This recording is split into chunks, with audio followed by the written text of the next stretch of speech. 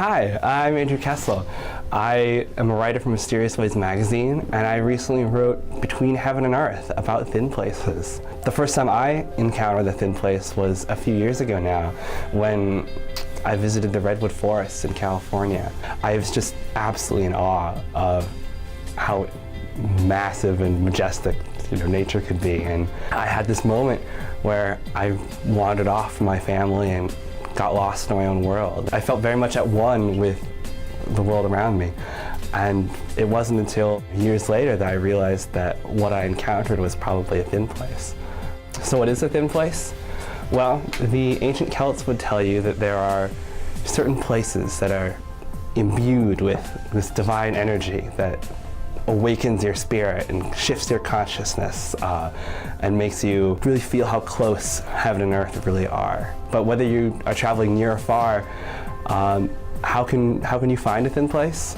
I have a few tips that just might help. Tip 1, thin places aren't explicitly religious places. They certainly don't have to be. The Rock of Cashel is religious, but the Red Rocks by no means are. But it really is about your personal experience.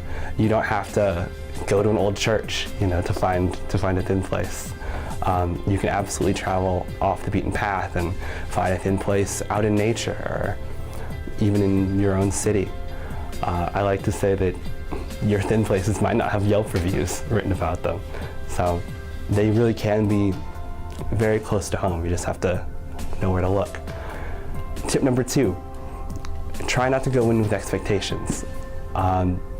If you're expecting to find a thin place, or if you're traveling to a tourist destination that you've been told is going to have this transformative effect on you, those expectations can weigh you down, and you might miss out on a thin place experience just because you're looking over your shoulder, like wondering when it's going to happen. And so I know it's hard not to think about it, that that's what you're looking for, but it helps to not go in expecting it or hoping for it. Tip number 3, try traveling alone.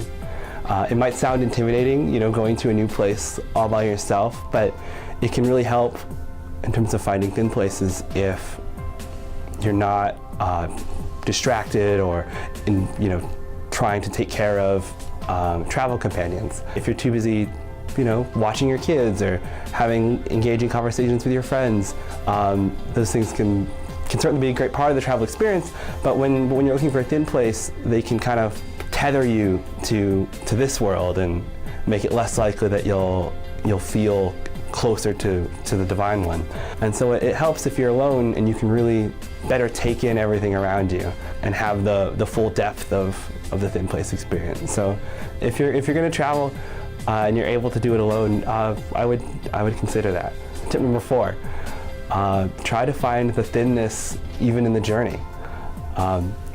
Someone I talked to when I wrote the Thin Places story told me about a journey they took across country by train, and watching out the window as the landscape and the sunsets and the wildlife all pass them by. And I thought about this. Being on a train or in the backseat of a car on a road trip is a really tranquil place to be, because it feels almost as if you're not moving, but it's the world around you that's passing you by.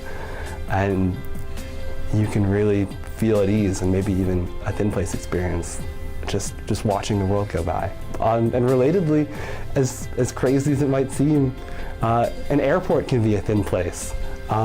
Next time you have a long layover, sit down on a bench and have a cup of coffee and watch everyone go by. No one really comes to an airport just because it's an airport. Everyone's coming and going and hustling and bustling, and so take a minute to watch. It can be really almost poetic to see everyone moving as if almost in one consciousness, but it's everyone has their own story and their own destination.